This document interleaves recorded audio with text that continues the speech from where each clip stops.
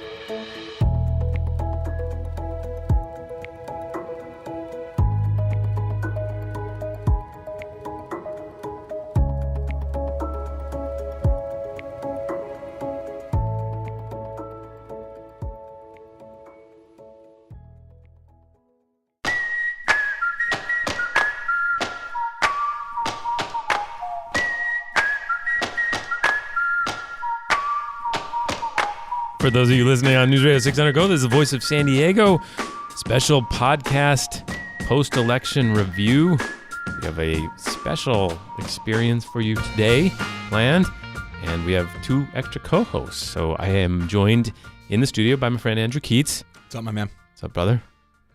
Sara Libby. Hey. How are you? Doing great. And special guest next to Sara is Ryan Clumpner. Hello, Ryan. Hello. You are a business community political consultant. Is that fair? Yeah, I think that's fair. And you were involved with a couple of campaigns. We can get into those. A couple of those, yeah. And thank you for joining us. You're welcome. Thank you for having me. And to my right, I have Carol Kim, though I'm not sure that's right. You're not right of me, right? No, generally not. That would position you. Carol is. I was saying that if I am the right, we are all doing really well. Yeah, Carol was one of those that saw me on that podcast, that Love It or Leave It, and she's like, "Why did they have him? He's not wrong." Yeah, that's a good take. So welcome, Carol. Thank you. Carol is the political director at the Building Trades Council, a coalition of unions. How many unions are in the, I always say that, but I don't actually know. There's 22 of us. 22? 22 unions affiliated with the Building Trades Council. And then we are part of the broader San Diego and Imperial Counties Labor Council, which has like 130 unions. Right. So it's its own association. It's its own entity, but it's part of several other entities. Yes. Got it. All right. And so, Carol, let's start with you. First, your level of satisfaction Tuesday night. Was it one, man, we got to go home, cry and fix it, to 10, like, let's just party all week? Well, personally, I was very satisfied because my priority campaigns came through strong. I think that it was a mixed bag overall. I know that there were a lot of hopes pinned on some of these county-wide races that we wished would have performed better. Right. But all things considered, we're actually we're okay with, I think, the way things turned out. I think so. That's very, very humble. Good job. Thank you. All right. So we got a good show. We're going to go over a few things, some true or false statements I want you guys to rate. We also, I just got to let people know we have our live podcast July 18th. So cancel the vacations, figure out the kids situation. Come on down to the Whistle Stop. We'll get more details soon. Probably have to sign up, make sure you can get in. And also, I got to do this. This is fine. I'm happy to do this. Very excited to do this. Today we heard that Andrew Keatts, this guy here, he has been recognized as the Journalist of the Year for San Diego. Okay, good job. Thanks, Scott. Yeah. It's really a heartfelt thank you. Yeah, no, I'm fine. I'm excited. Congratulations, I should say. This is for all your podcast takes, yeah. I think, is why they singled you out. Yeah. I think that's what they said, right? I think that it's probably a good thing they didn't consider your takes. Your takes have been kind of controversial lately. I stepped in it on Tuesday. Really regret it. Do you?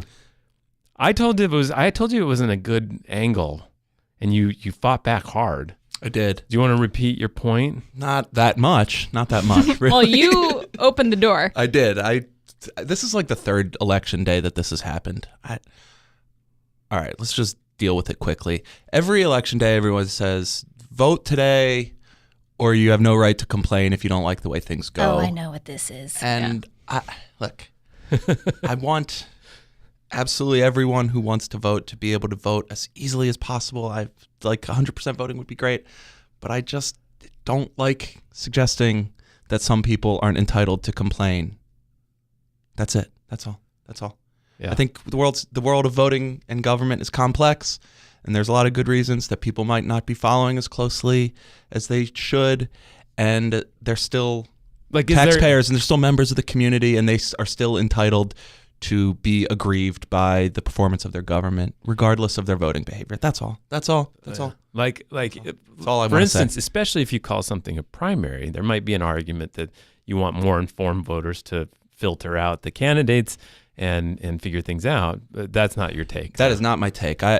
There's no part of me that's worried about like the level of information that voters have. Voters who feel very uninformed but want to vote should still absolutely vote as quickly. No, I mean, the take is getting better. I mean that. No, I absolutely mean that. I'm not trying to put like a litmus test on when you should vote. I just think that if for whatever reason you choose not to, you still get to complain about whatever you want. All right. Any fiery reactions, Ryan? You're good. I'm good. I'm going to leave that right there. I just did. I didn't realize how controversial it would be. Well, you kept it going for a good 6 hours. I think that it was only controversial because people are trying to encourage folks to vote, and to have somebody say, no, you don't have to vote. You can choose not to vote, which is true. Absolutely. Yeah. And then to say, and you can also complain if you don't vote, which is also true. Mm-hmm. Nobody argues with that. Well, a lot of people do. A lot of people did argue with fair that. enough. Nobody argues with the fact that they don't have the right to complain, right? They do actually have the right to complain. Yeah. We can all agree. Yeah. So, Andy, would it be fair to say you would like to see more complaining about the performance of our leader? Is that what you're getting at? Yeah, I want to embolden everyone to complain about the government as much as possible. I am going to give everybody, I'll tweet Andy's cell phone number later, and you guys can all complain to him as much as you like. Yeah. Well, pair it with a congratulations. He did do a lot of really great investigative work about the San Diego Association of Governments. I think that's what this was mostly about, or wholly about. There's still ramifications from that reporting.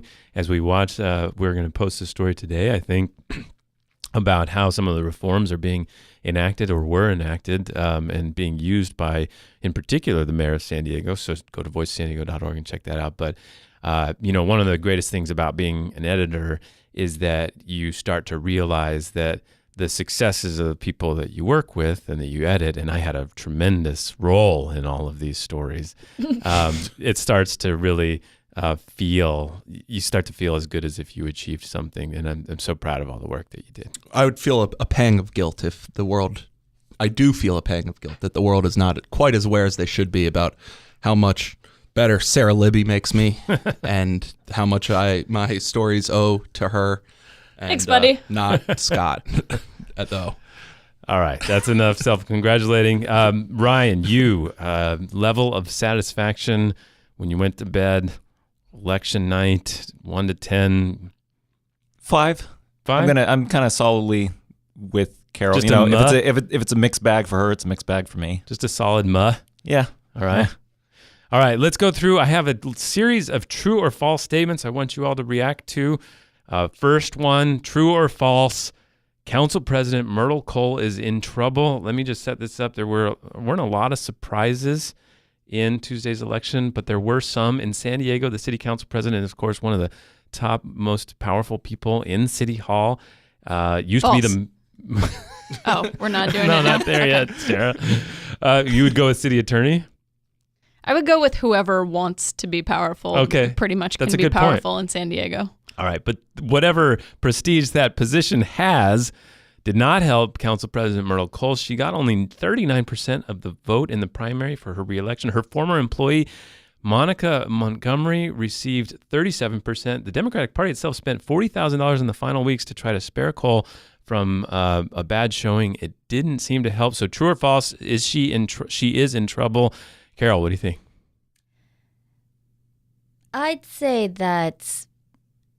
I mean, there's clearly it could have been higher. Yeah. But True. I also think that she's done an exceptional job this past year. I think once her district is mostly Democratic voters, and when you think about the fact that she's basically overseen as the council president the strongest Democratic council we've ever seen in San Diego in recent decades, right? Yeah. Passing some of the most progressive policies that we've ever seen passed. I think under her leadership, I think that Like what? What well, stands if you out? think about like the equal pay stuff that they've done, they've actually decided to stand up against some like Soccer City in the special election because they felt that we shouldn't be doing it that way. They actually have been trying to really push some stuff for homelessness that's going to do real, like actually build brick and mortar housing first model stuff. Yeah. They've actually this ban on this policy proposal to ban styrofoam. That's kind of a big deal. That's amazing. When would we have seen that in the past? Yeah. Right? So your coalition supported somebody else for council president, but it's interesting here. So are you kind of coming around as her as being a good leader? Yeah, she's actually been really great, and we supported David Alvarez for council president, but we never really opposed Myrtle, she's been super. She's been great. Ryan, what did you think? True or false? She's in trouble in November. True. Why? Oh, interesting. Because she should not have somebody else nipping at her heels given the position she's in. Mm-hmm. I mean, what's driving it? I think that's a little bit hard to say, but if she's been so great, then she wouldn't be in this position. And I think she's probably in this position because of things that people who are now supporting her did to her prior. So. Yeah. It was interesting. We do this Voices of the Voters thing every year where somebody goes out and talks to voters, and it's not intended to be a prognostication in any way. It's just what it is. It's very anecdotal, but sometimes they're very powerful anecdotes. And so Maya Krishnan talked to voters in that district on Tuesday, and she came away telling us in the office, she said, it's really interesting. Everyone I talked to was really dissatisfied with Myrtle Cole. And she wrote it up. A lot of people were quoted saying she needs to spend more time in the district. She's not doing anything for us. But it was easy to write it off as, well, this is just anecdotal. This is just the 10 people she talked to. And then we saw the results, and it was one of those moments where you realize how media can miss stories.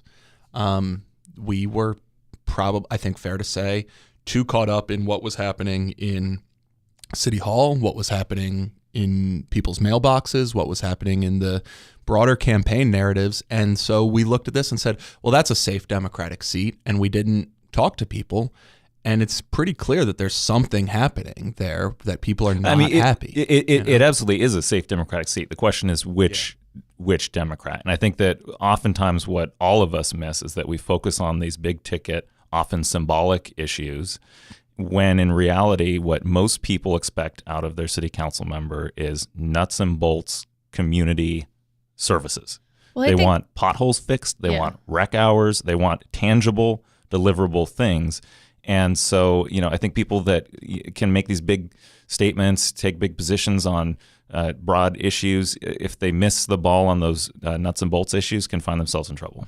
I think there was a big ticket race that maybe should have hinted at this a little more, and that was the DA's race. And if you look at the results, obviously Summer Stephan won really big, but she lost badly in this particular community. And I think that they feel very underrepresented and underserved and over-policed. And that same anger, all those same issues that motivated them to vote in the DA's race, I think probably translate really well to the Myrtle Cole race. I would add, in terms of over-policed, underserved, I would also say underreported. Absolutely. I think this escaping but through the media without much coverage at all throughout the spring is it's worth reflecting on for me, and I think for other reporters in town. Sure. All right. My next one. Lori Zaff, also an incumbent city council member running for re-election. She did much better in her performance. It was still under 50%. It was about 44, 45%. Lori Zaff, true or false, is in trouble in November. Ryan. I don't know that I'd say she's in trouble. She's certainly going to have a competitive race on her hands. She always does.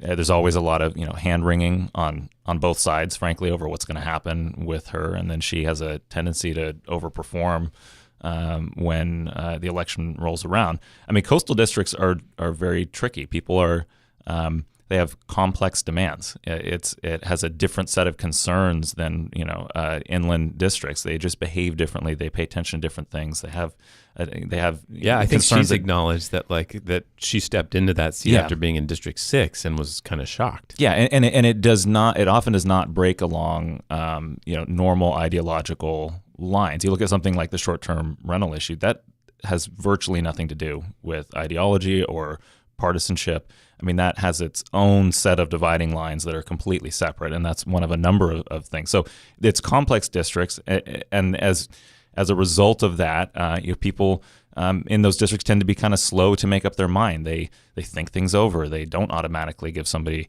their vote. You have to go work for it. I mean, that's going to play out this year, just like it's played out every other time she's run. What do you think, Carol? Lori Zaff? So true. So true. So true. You guys are going to go. Oh, yeah. What's at stake? What do you mean what's at stake?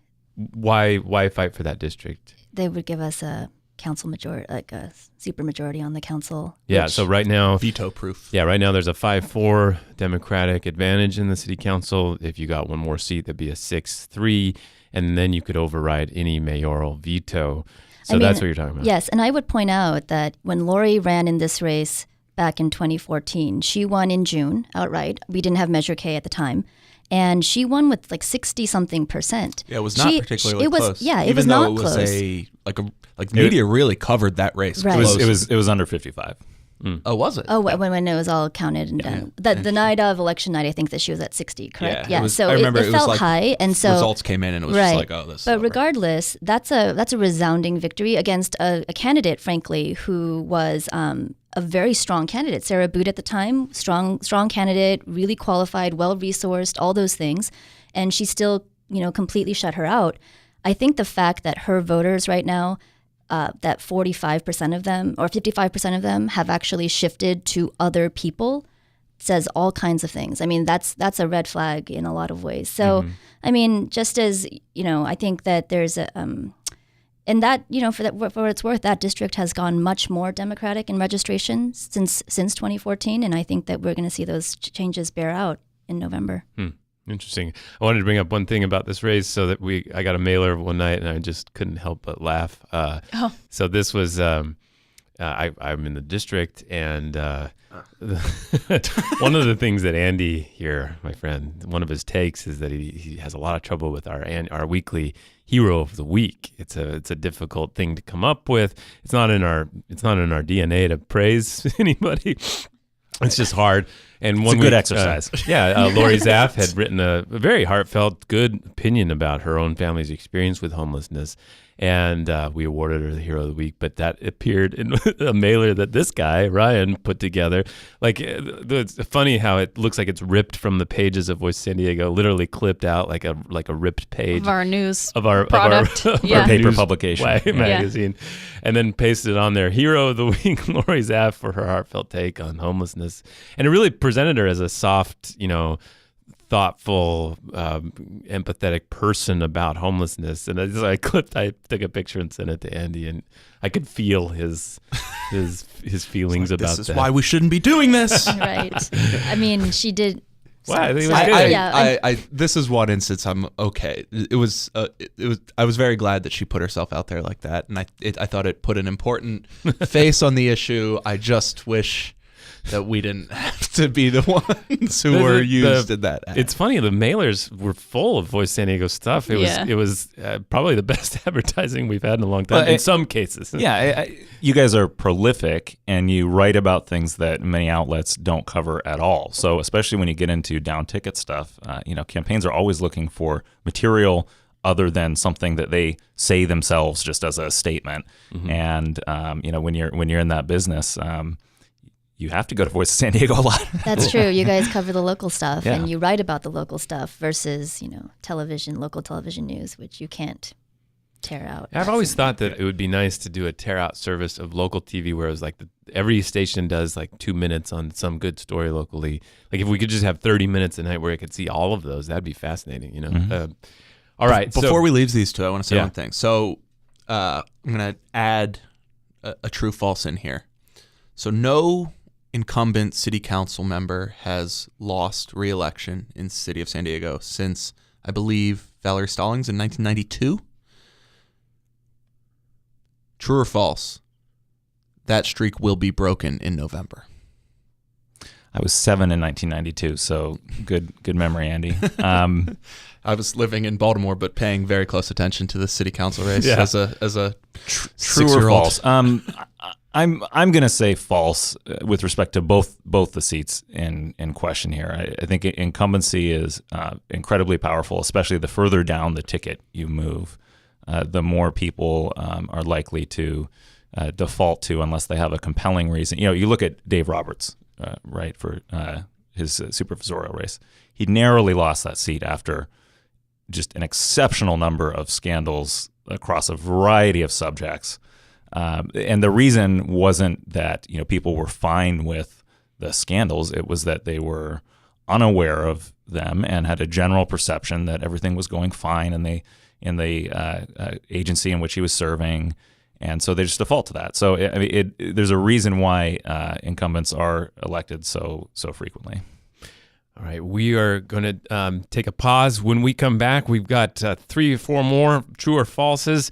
If you're joining us and listening on News Radio 600 Kogo, please consider listening to the whole podcast. We have Carol and Ryan here for some more time. We got to talk about the DA's race. We've got to talk about other county races. A lot of things on the line, and these guys are right in the middle of it. So check it out. You can go to Stitcher or iTunes. Has a podcast feature on most iPhones. And any other way you can get your podcast, you can also find it at voicesandiego.org.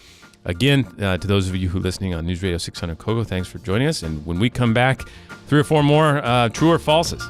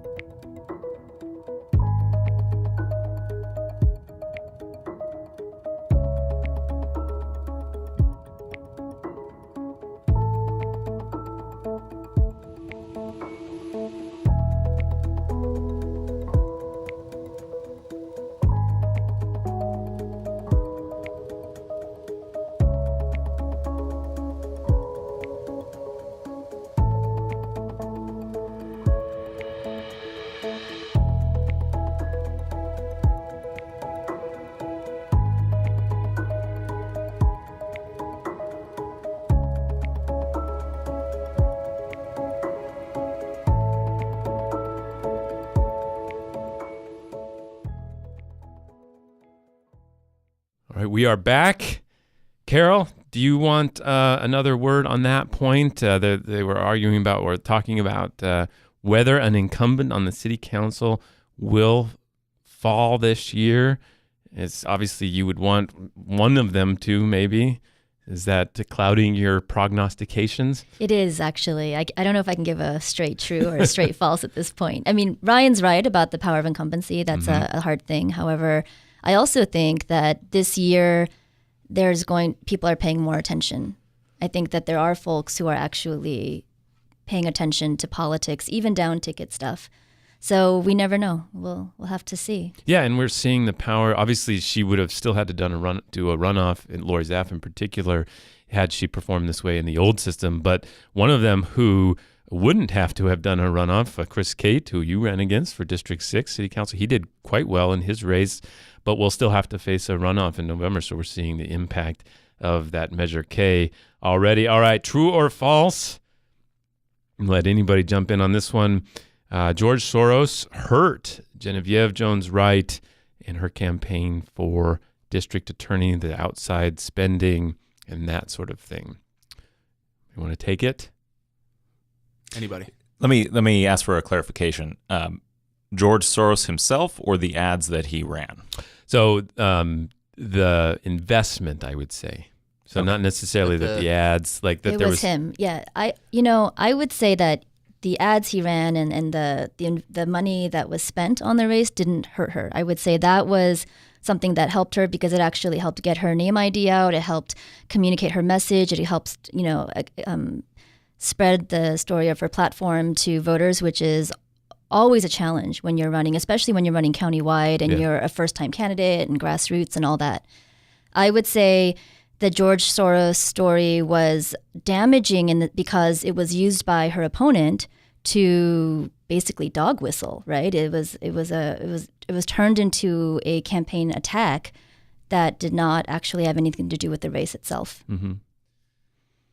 So I have a complicated opinion on this whole subject, and it's a little bit different than many of the people on my side. I think that Soros's involvement was a big giant wash on the whole thing, and that I think everyone on all sides kind of made too much out of it. It was absolutely a big problem for a block of voters.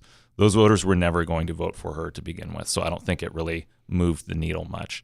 The reason I asked for the clarification on the ads is that in the polling that I was involved in on that race, it was we polled about halfway through his spending, and it was incredibly clear to me that the ads he was running were actually driving up Genevieve's negatives faster than they were her positives, meaning the more he ran the ads, the worse she was going to do, which was the point at which I kind of concluded that this race was not really in play.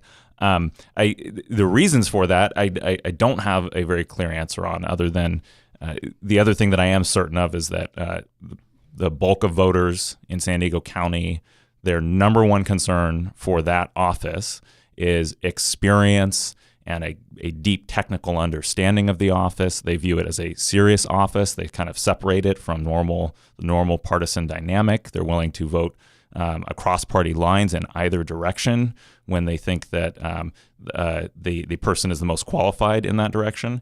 And I think that one of the things that came through in the ads in support of Genevieve was that she does not have any experience in that office. And it was in the context of presenting a different vision, but when you have voters that are putting experience above, a different vision, then it's still going to work the other direction. It's interesting. So I talked to both Summer and her consultant Jason Rowe on election night, and they talked about how they had determined, a year and a half ago that George Soros, based on some of the investments he had made elsewhere in the country, would come into this race somewhere along the line at some dollar amount. And Jason Rowe said that the strategy was to get in early and to say outside money coming into the race so much, so often, that you poison it by the time it actually comes. And he said something to me that was interesting, which was, this is the first time as a political operative that I've been thankful for the disclosure at the end of an ad. That at the end of every ad that said paid for by California Justice PAC with major support by George Soros, it was reflecting back the messaging that they had tried to put forward ahead of time so that the ads chipped away at her support instead of boosted them up. I'm not necessarily... Carol, maybe it sounds like that you think that kind of successfully happened, though maybe you'd go a little bit stronger on what was the motivation of the down-talking of the investment. Yeah, I think that there was other stuff involved. I think there was, anti-Semitism, and that was kind of being surfaced a bit, some racism that was being surfaced a bit. It was a little bit interesting because the campaign messaging really talked about how Genevieve was dangerous for San Diego. Threat to San Diego. A threat to San Diego, which is really very that's a little much. I mean, from my position, I really felt that it was kind of geared towards inflaming some of our baser fears, right? And so, it was hard to overcome some of that, especially when people do carry some of that stuff. I'm gonna object a little bit to that. Look, some of those concerns I think are totally fair if you are looking at how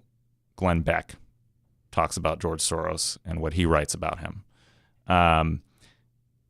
But when you look at what was said about him in the context of this race, I have a really hard time seeing any difference between that and how the left describes the Koch brothers, right? I mean, it's very, very similar. And I say all this with the premise I just laid out, that I actually don't really agree with Jason. I don't think it played much of a role in this. I understand it from a fundraising standpoint, going to donors and saying there's this big rush of money coming in. I understand it from a standpoint of, people who watch Fox News are going to hear Soros and they're out. Well, they were going to vote party line anyway. But I'm really reluctant to say that, people who viewed putting a public defender with no prosecutorial experience and 12 years legal practice experience, period, in office, people who viewed that as dangerous in a very serious office like that, I don't think you can sweep that all up in some sort of prejudice. I mean, those people's concerns about crime come from, it's largely along generational lines. A lot of the people who have those concerns have lived through periods of time that I haven't lived through, where crime was astronomically higher than what it is right now. They view crime very, very differently than me. My parents view it differently than me. I don't think you say the words Hungarian billionaire over and over and over and over and over again until you're blue in the face, unless it's a racial dog whistle. And maybe I've got blinders on, but I've never seen that kind of ethnicity issue used against the Kochs before. Well, full disclosure, we get, at Voice San Diego, we've gotten grants from the Open Societies Foundation journalism program, which was founded, the foundation, of course, was founded by Soros. They've never sent us any messages or anything about local politics, but there you go. So any other thoughts on outside spending in that race? Sure. Well, the one thing just the numbers being as large as they are, I wonder how much any of this could have really changed things. I mean, the number of, if you start stacking up all the things that would have had to have gone another way, can you even come up with enough that would have chipped away at a 30-point gap? Well, let me ask you this. So let me twist that a little different for both the panelists. Would it have been possible for any candidate to challenge Summer Stephan as the appointed DA and win in this sort of primary like this? Either of you? I do think that Ryan actually has a point about that component, about also how people do view these offices. City attorney is a good example of one, right? With Mara Elliott, when she had that designation, that amazing deputy city attorney, chief city, or whatever it was. Yeah, what was Summer's designation? Was it just district attorney? District attorney appointed. Okay. Yeah. So that's very powerful, it's right? Very like powerful, with your low yes. information, like things are going well. This is the designation. It works, right? It might not even be things are going well. It might be, I just know nothing else. Yeah. And that seems like a safe bet. Yeah, I think Ryan's right, but with maybe a little cynical twist on it. It's not so much that they necessarily care about experience and technical expertise so much as they just don't know much about it, and it is very reasonable to suggest, well, this person does that job already. Yeah. So the reason why I don't entirely agree with that is that I've pulled this race a couple times, and she did not start out with 60%. And as I said, I don't see any reason to believe that these. I mean, she started out below 40%. With a huge number of undecided, right? And that's when you give people the ballot titles with that factored in. Summer did, yeah. And I didn't see anything to suggest that the Soros component was the driver of the movement. Everything I saw suggested that people had an open mind about it. They didn't view her as an incumbent because the ballot title did say appointed, and she didn't have very high name ID. But that all that they really needed to learn was that she had 28 years of experience. She was already in the job of DA. The other person doesn't have experience. So to answer your question about is there a scenario in which it would have been competitive? Yeah. I think if somebody with a comparable level of experience but maybe a different policy view had been there, then it would have voters would have looked at it very differently. But that wasn't the choice they were presented. They were presented a choice that they viewed as a very high risk alternative. Yeah, I think also worth noting here that in addition to whatever removed structural factors, ballot titles, and the demographics of the county or what have you, that Summer was just a good candidate. So she definitely she's a Republican. She was appointed by the Republican board, and she was a longtime deputy to Bonnie DeMonis. But she also did receive quite a bit of relatively high-profile Democratic support. Yeah. Democratic congresspeople, the city attorney, operatives that people involved in public affairs know. So she made it pretty difficult to position this as a strict left-right issue.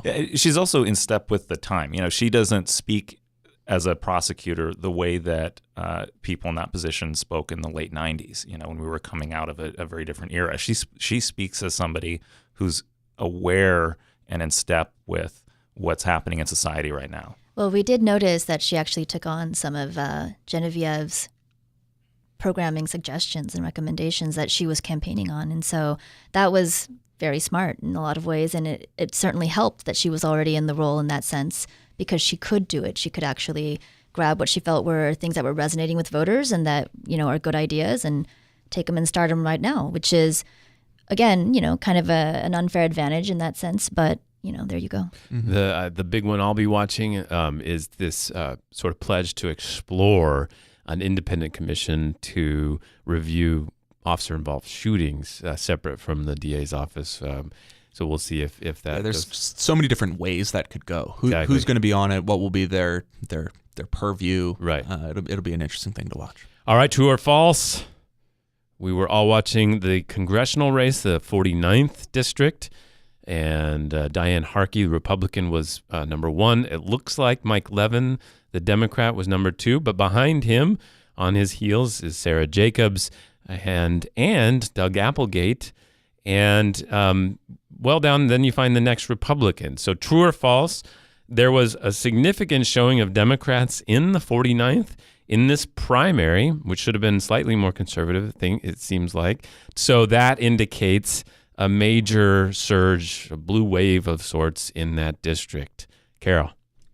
I would cautiously say true. And I say that because I think that the numbers were not what people were hoping for in terms of a blue wave. However, I would also say that by the time 2018, November 2018 gets here, that's when people are aware of an election.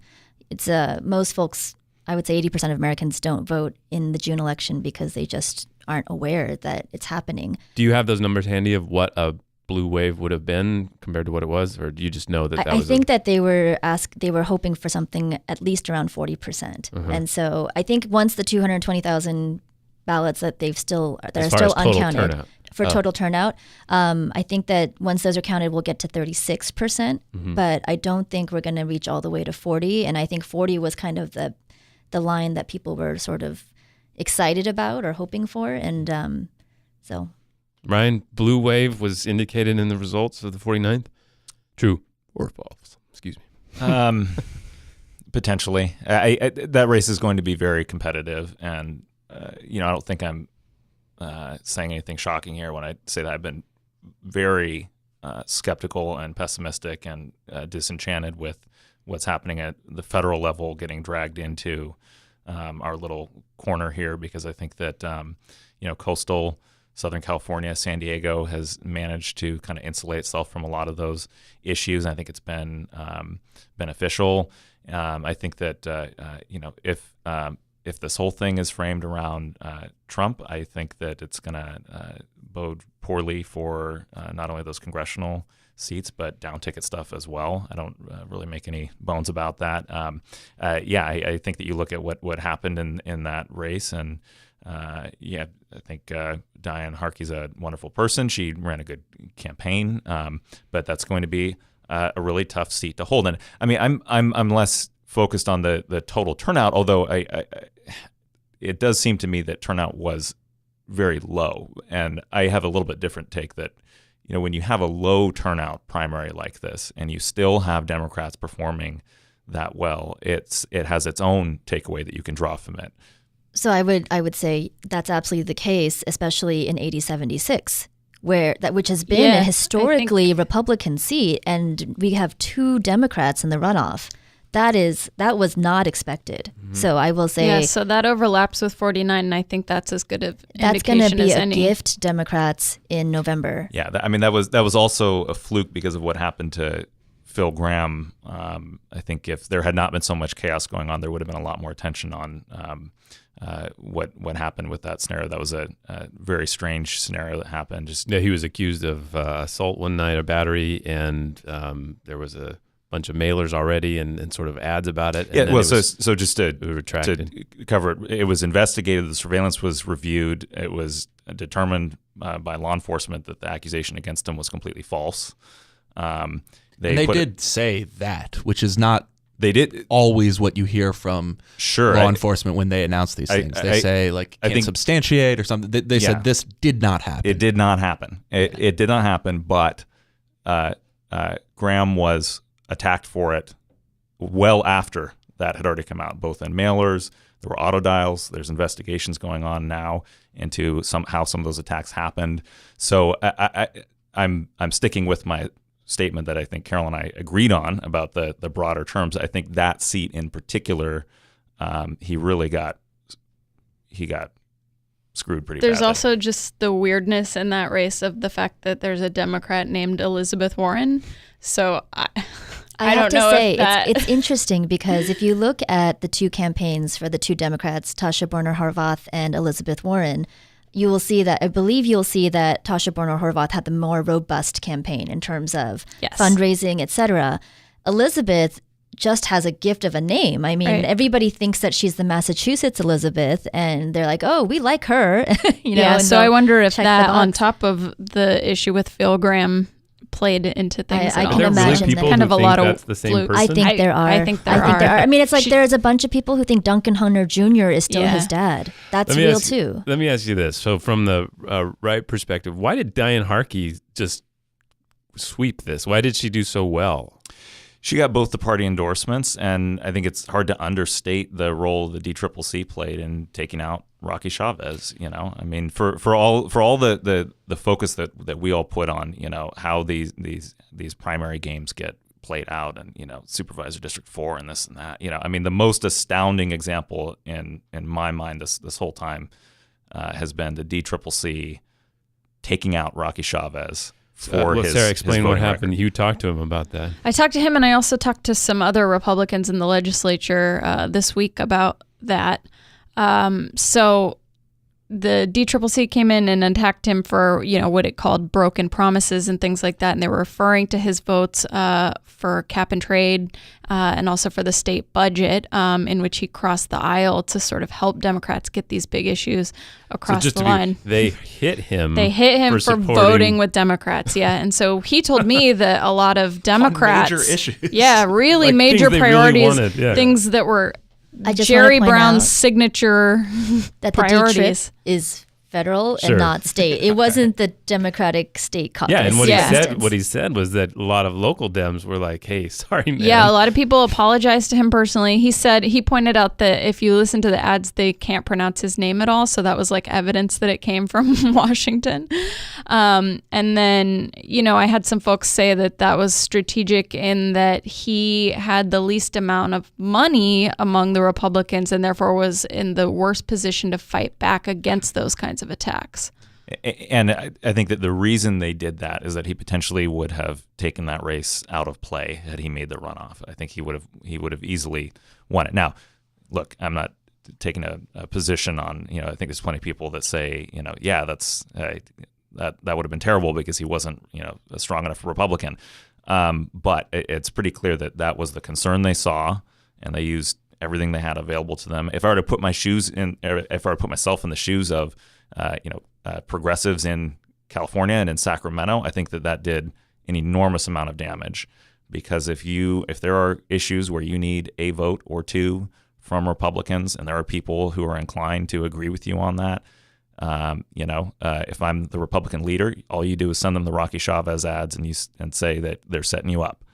They'll take your vote now, and then they'll use it to kill you later. Wow. So my next true or false is top 2 primaries are fine. So this could have been a play that the Democrats did to the Republicans anyway, if they didn't want to face Chavez in the runoff. Top 2 primaries are fine. Carol? I'd say these days they have to be because we have so many independents. But otherwise, I prefer, if we're going to do political primaries, that they should be actually party-centric. So what would be the alternative, like instant runoff? Or just party primaries. Party primaries. Like closed? Yeah. Would you prefer closed primaries where you had to be registered?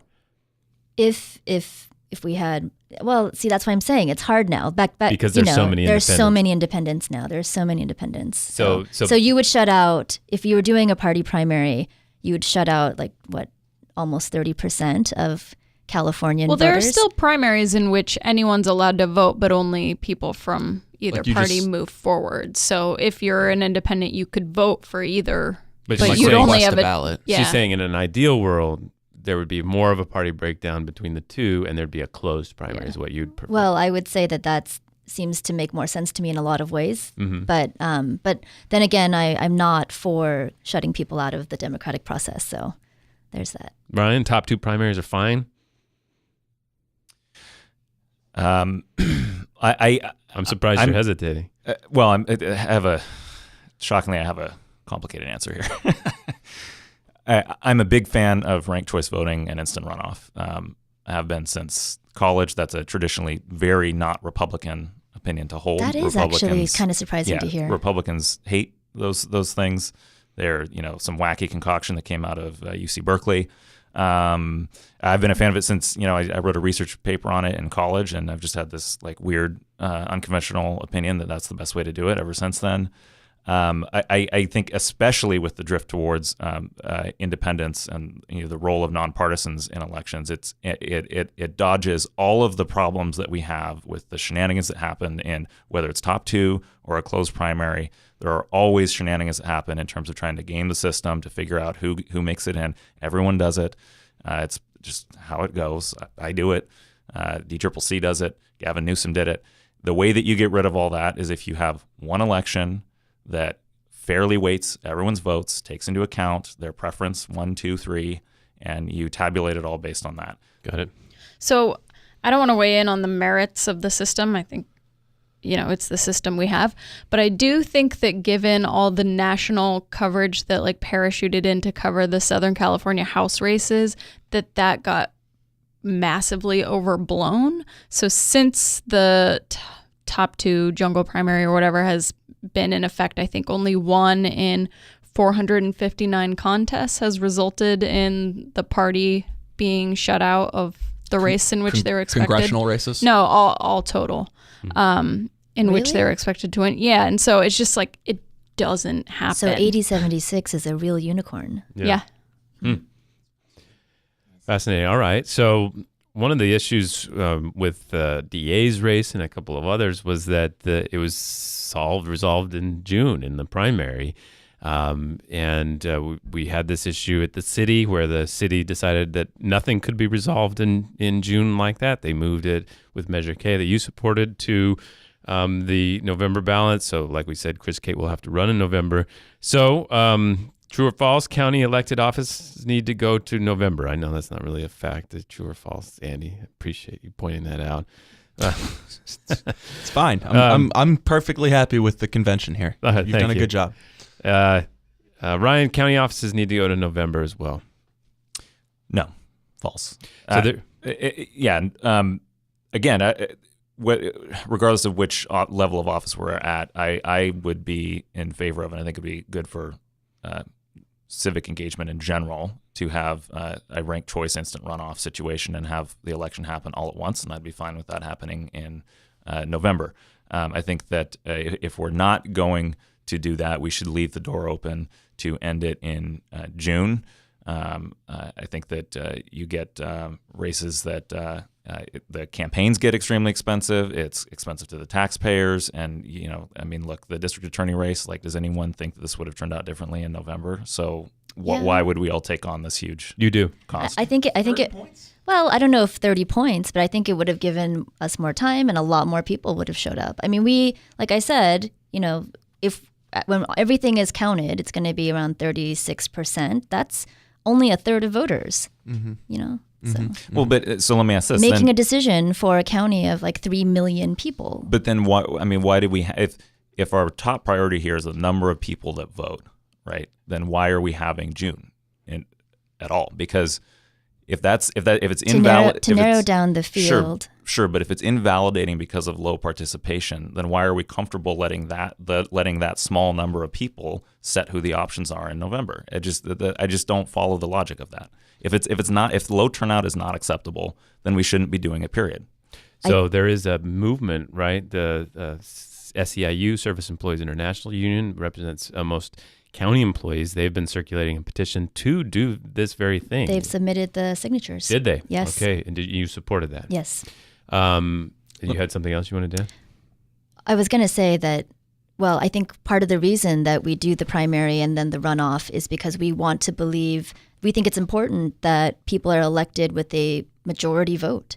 And if it was all done in November with on one ballot and there's 9 votes, that you could end up with somebody who gets elected with 24% of the vote. I don't know if that's necessarily a way for us to build sort of a robust republic, right? Because we are a democratic republic, and that's the way. And so if you're trying to get a situation where people feel like they cast a vote for someone and they're buying into the system of representation, then that's why the June to the November works. But I really do think it's important for more people to have a voice in that process and to actually participate. And we know it's been documented over and over again that November ballots or November elections have much higher turnout, and that's when people are actually thinking, oh, this is time to vote. It's voting time. I'm going to go and do that. Sure, but we don't have a plurality system at the county. You can't get elected with less than 50% of the vote. You have to get over 50%. So then what happens if nobody gets elected in November without the 50%? So what you're saying is, I think he would say ranked choice. Yeah. Mm-hmm. But that's a whole other ranked choice is this. Look, if we want to say highest priority is to have high turnout, then we should move the whole thing to November and have it be a ranked choice system so that it's not based on exactly what you said, which is people winning with 28% of the vote. All right, let me throw out a couple things on this issue. One is that the campaign for Measure K, one of the common talking points was that there was a great deal of confusion about this because the city was operating on a different standard as the state. State races couldn't be decided in June. It was called a primary. Did people really understand that these could in fact be the final decisions that were made? I would say that changing it at the city and not at the county has, if anything, increased the level of confusion here. The number of people who asked me, wait, and I mean informed people who pay attention, which races can be settled in June, which can't, nobody knows. Yeah. One of those people who asked me that is Scott Lewis, who is a reasonably informed person on local public affairs. Debatable. Yeah. That's kind of I'm taken aback, Scott. I know, I felt You bad. shouldn't be. But the shouldn't thing, be. He's I was just a lot of confused, bluster, especially about Chula Vista, but then some of the county board of education, just stuff like that. For what it's worth, I had plenty of people in labor who actually also pay attention, who knew our endorsed candidates and who would say to me, why aren't they on our June slate? And I would say, because their election's not till November, depending on the city, et cetera. So there's a lot of discrepancy, and that's confusing, which is why it's good to have all the things decided in November when everybody knows that's when. Yeah, and you know what? Let's add San Diego Unified School District. I was going to ask you. I was going to ask you that one. True or false? Yep. True or false? San Diego Unified should reform its system to match the city councils. True, and I, for the life of me, can't figure out who and why anyone is actually opposed to that. Carol? We vote for them in November. Well, but on a totally different it's system. a completely different system. in the citywide. Because it's citywide versus district-wide, right? Well, I would argue that for this reason, I would say that the school district, school district, it impacts everybody, and So does the city council. Well, yeah, fair enough. There's that too. Yeah. I'll keep waiting for my explanation of what the problem with that switch would be. All right. So true or false? Omar Passons, he got about 18% in the race for County Supervisor District 4. All of the candidates were within 11 or 10% of that, or the four main were within that 29% to 17% cluster. My statement would be Omar Passons, true. A lot of his support actually came from Bonnie DeManis, who showed didn't have a very good outcome. Came in second, it looks like, in the runoff.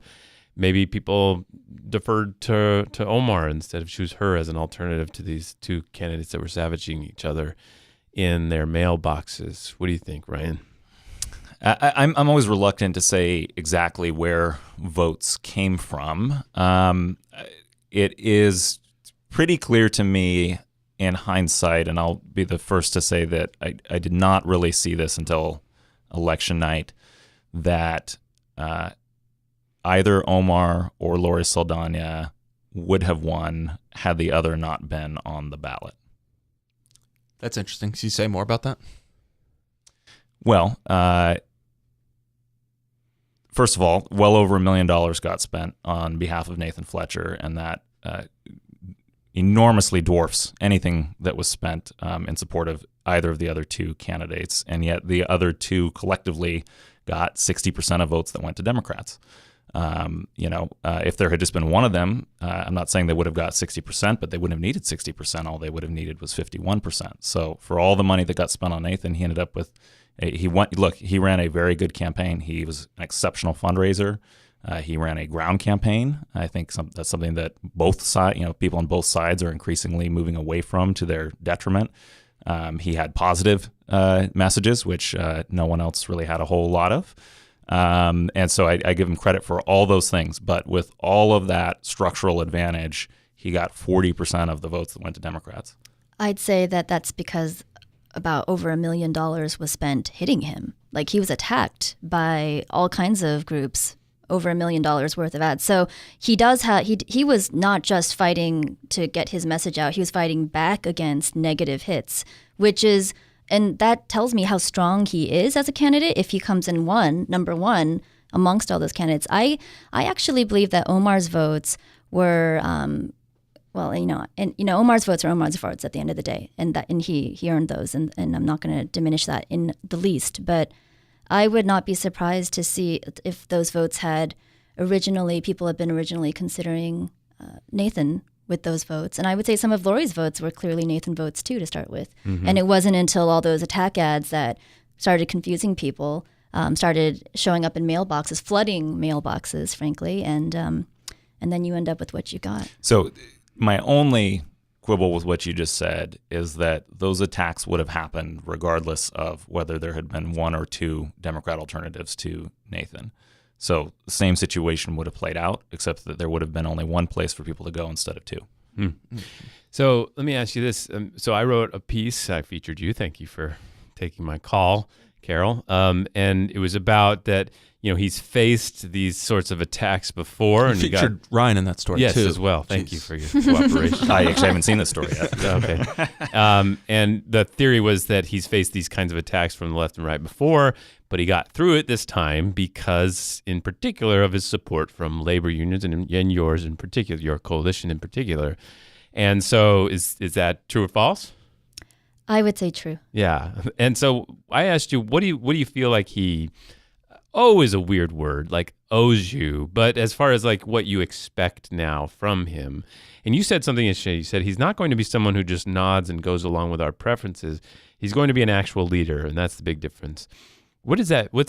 Go into that a little bit more. What did you mean? So first of all, candidates obviously don't owe us anything once they're elected. I mean, that's not it. What we expect from them is versus what we hope of them. There's a difference there too. But I will say that what I said to you was really about there are candidates who get elected and they share your values and they're consistent votes and they're helpful and, you know, they want to be supportive and they always are.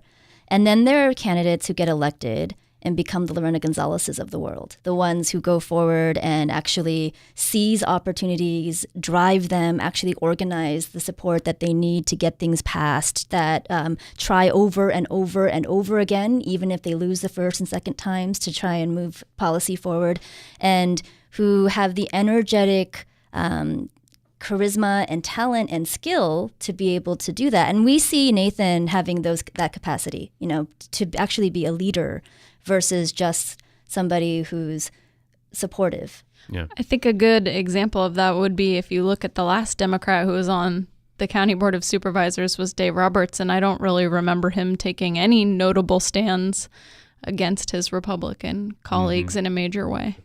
Well, let's head back to a couple of those county offices. We spent a lot of time on the district attorney's race. Let's stipulate that the races would have been decided in November. The county Democratic Party spent a fair amount of money, endorsed Matt Strabone for assessor and Dave Myers for sheriff. Dave Myers actually did pretty well in his bid for sheriff. Would either of those races been able to have a different outcome in November?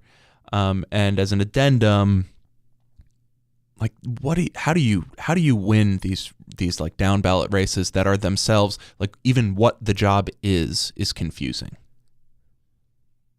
I'm going to start with the first part there. No, I don't think any of them would have changed. I think those results were definitive.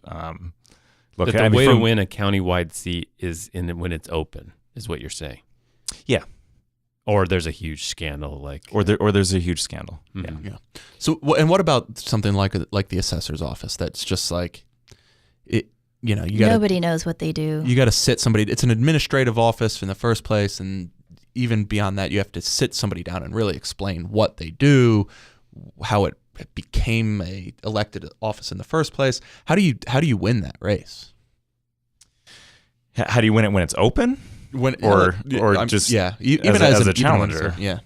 I mean, well, it's been a long time since San Diego has had any of those offices open. I think one thing that may get sort of missed as we look at these things, and both sides, I think, have a tendency to want something different than what the voters want out of those offices. What the voters generally want is people who are technocrats and do the job and do it effectively. And that's about it. They don't want to think about them. They don't want to think about them. They don't want them, they don't want them making big controversial stances, trying to use the office to drive some big point. They want them to do the job of the assessor, if they can figure out what that is. Carol, what do you think? I am an educator by trade and training, as you guys know, and I think that it's always about that. It's about educating people on what these offices are, why they're important, how they impact them directly. And the more time you have, the more opportunity you've got to be able to do that work. So I like people to be able to make informed decisions, and I trust that they will if given the opportunity. And so, I'm always a little bit optimistic, and I understand that I've considered a bit of a Pollyanna in that regard, but I also feel that Pollyanna was an organizer, so All right, well, let's drive this home with one last take. So John Cox was in San Diego to celebrate his achievement in getting to the runoff for governor. So there was a hypothesis we were batting around this morning that I'm going to attribute to Sara. Thank you. She said the last two governor's races, we've had more moderate Republicans run, and that John Cox, who has some interesting takes on things, on forest management, for instance. Yes. Yeah, that was something I was surprised to see come up in his speech. Yeah, not an issue I thought would be parsing. Wait, I'm sorry, what was it? Better management. forest management, one of his priorities. Really? Yeah. So true or false, he may do better than either the Neil Kashkari who ran last time or Meg Whitman. Carol? You were a John Chang supporter. I was a John Chang. So you have no problem going. Chung supporter. Sorry, Chung. Sorry. Yeah. And I'm going to be voting for Gavin in the fall. But I don't know, actually. I think if this whole blue wave thing actually comes out, he's going to do just as poorly as past Republican candidates. But I'd also say that politics is wacky these days. So it's entirely possible that he might get a little bit of a bump from that. But I don't think he's going to come close to winning, if that's what you're asking. I don't know that I think he's going to come close to win. Well, I don't know. I'm nervous that he. You think he's going to come close to winning? Yeah, I mean, I think the sanctuary state thing is going to fire people up. The gas taxes fire people up, and I think that by kind of embracing his conservatism, he will ignite people in a way that Neil Kashkari and Meg Whitman never could. All right, so I want to, before I throw it over to Ryan here, I want to read. I was really hoping we'd spend more time on Soup 4 than John Cox, but I do have one more take on Soup 4 if we want to. I got more takes too. But But all right, we'll go back. We all really want to talk about Soup 4. All right, do this one though. But this is a fire tweet that I could never hope to get to, and I'm interested in what made you feel comfortable saying. I actually really enjoyed and appreciated that tweet, Ryan. I want to put that out there. So these are Great real tweet. for you. these are curly. You're getting me in even more trouble. Sorry. Curly quote marks around this from Ryan Clumpner on Twitter. Fact 1, John Cox will never be the governor. Can we all agree on this? Fact 2, John Cox shouldn't be governor. He's a nutty, perennial candidate from another state with crazy ideas. We don't have to agree on that, but it is true. I stand by every word of that. I'm not. Look, Are you saying I'm it's not- nutty that we should have 12,000 members of the state legislature? Yes. Yes, it is. For the listeners, that's a true proposal by John Cox. He spent That's in millions fact the trying to get only on the ballot. proposal I know he has. I cannot bring myself to vote for Gavin Newsom. So I want to be clear that that's not what I was getting at here. I voted for Villaraigosa, and I think that again, I'm getting myself in all kinds of trouble here. I think that for Republicans and the public in general, him versus Newsom would have been the best possible outcome in terms of having a real coherent conversation and a debate about real issues. And I wanted somebody who at least made an attempt to try to speak to me. And I don't think that that's going to happen out of anybody who is potentially going to be the governor right now. Yeah, I think that's undeniably true. Did you have a take on it? No, I think that was superlative in all the ways. All right. Let's go back to this point, and I remembered what I wanted to say. So one of the reactions I got to my piece was I had made the point about Nathan Fletcher in the county supervisor's race that he has an opportunity now to be patient. That he obviously, one of his things, I think, and I wouldn't have any trouble talking to him about this, is that it seems like being impatient was one of his big problems. Like he was very urgently desiring of changing some of the dynamics in his races in the past, and maybe could have taken a more methodical approach to that. And so he says he will not run for mayor in 2020. He says he's pledged that to the people who supported him. I got some feedback like, how can you even run with a statement like that? Well, I said, first of all, like, People do that all the time. yeah, like people, I wanted to write down that pledge so we could go back to it. But also, do you think it's that ludicrous, Ryan? And what's your take on the race and his political trajectory? His political trajectory. Look, the only thing that I'm certain of with Nathan Fletcher, if he wins this November, is that he's never going to miss another vote. Yeah. Everything else, I have no idea. I think Carol's take is really interesting, and the most interesting thing about it, when she's talking about, he's not just going to toe the line, he's going to be his own person. You could swap out business for labor in that statement, and I've heard the same thing from the other side. He's an enigma of a candidate. I have never figured him out. I think that's kind of the problem that a lot of people have. The 30% of the business community thinks that if he wins, it's going to be a big score, right? Another 30% is not really sure. They liked him before. They're a little skeptical now. They're not really sure what's going on with him. And then there's another 30% that think that his word is worthless and he's a proxy for Lorena, and they're not into it at all. But he's so open to interpretation, both in terms of how he's going to govern and what he's going to run for, that I do not have any prediction. I'm sure that he will be running for another higher office before he completes 8 years of supervisor, again, if he wins. Well, I think it's interesting that you say, like, you don't know where he stands, but to Scott's point, for the first time since he was in the assembly, he now has the time to build a record. He has had to, in these 2 mayoral runs, run on a promise to do certain things. He has had he's had to tell people, this is what I'm going to do, just trust me. Yeah, look, there's a lot of room for ambiguity when you are running for things, and there's a lot less for it when you're actually in the position of governing. One example of sort of how he's a master of the ambiguity factor here. He went to the Building Industry Association. They've got the recordings on all the candidates up for public view. He described that he wants to stick to the county general plan, but he's opposed to the countywide measure that would require a vote on any amendments to the county general plan, which is essentially what they wanted to hear, right? And he talked about the need for more housing, right? So he came on this show, said something extremely similar to it, but then added that he has never seen an amendment to the county general plan that he would have supported, which is something he did not say to the building industry. So there's all these like little ways where he can kind of skate through with people who have even diametrically opposed views on things, all kind of thinking that like he's on their team, and it's harder to do that when you're in office. And so I'm just as curious as anyone as to I don't know how he's going to govern. I just don't. You have a reaction to that?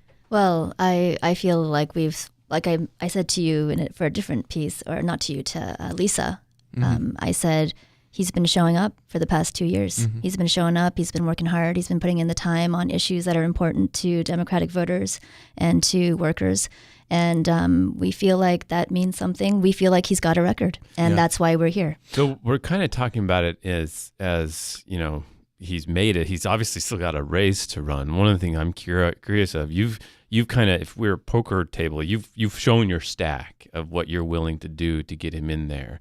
Not just money, but effort and sweat. Scott started playing poker about a year ago, and now he speaks only in poker metaphors. So just sorry about that. It's better than golf. You used one too recently, by the way. So that's the only way to communicate an idea to you, Ryan.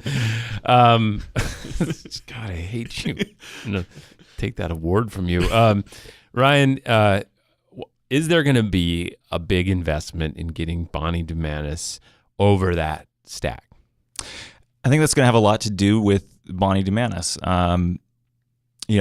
She's been gradual in getting into the race. She's not been shy about the fact that that's been her approach to this. She's in now. She's in the runoff.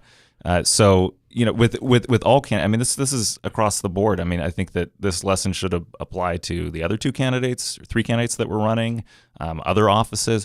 Candidates have to run their own campaigns and count on their own effort to get them over the finish line, and then independent expenditures will play some sort of a role in that context. But I think that there were multiple candidates and multiple offices really that were just sort of counting on the chessboard of other outside groups to determine the outcome here, and the reality is that doesn't work. So if Bonnie puts together an aggressive campaign, lays out a really clear vision, draws a clear distinction between her and Nathan in a way that resonates with voters, like I have no doubt that there will be backing for that. I think that people have been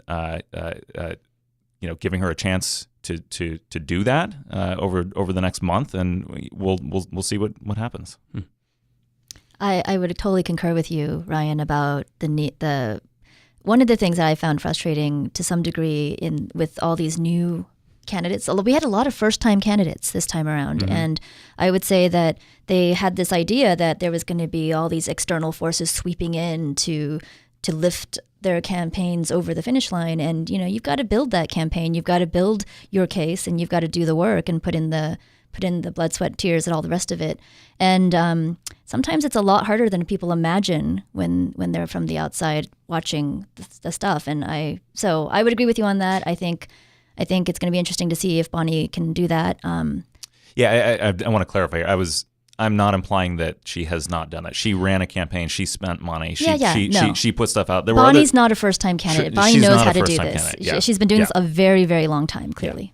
Yeah, so what somebody told me a couple of weeks ago that I had actually forgot about until just now is that it's not all that clear that like you can win with just an IE, and that like the history of the recent history of elections is littered with like primarily IE supported candidates that just lost. If the IE was bigger than the campaign and it didn't work. David Alvarez in 2013 was an example that was cited to me. I think you could now add Genevieve Jones-Wright's campaign, Lori Saldana's campaign, which, like there was just more money spent on their behalf from outside than there was inside, and that by some combination of factors, it doesn't work with voters, which is interesting. Yeah, I mean, look, there's times when it happens to work. I think that Bob Filner was elected primarily with IEs, something no one really talks about. But no, by and large, people need to hear from the candidate themselves, and that is something that IEs can never provide. They also need to hear a positive vision. I have no issue with negative contrast campaigning, but actually what I do kind of have an issue with is when candidates just rely solely on that. Like every time I'm engaged in one of those, my thought is always, okay, the table is laid for you to now come in. Yeah, you cut open the patient. Now fix what you're going to fix. Now put in what needs to be put in there. Yeah. And I always kind of cringe when I just see like 100% negative. It's like, well, it's not really what I was hoping for.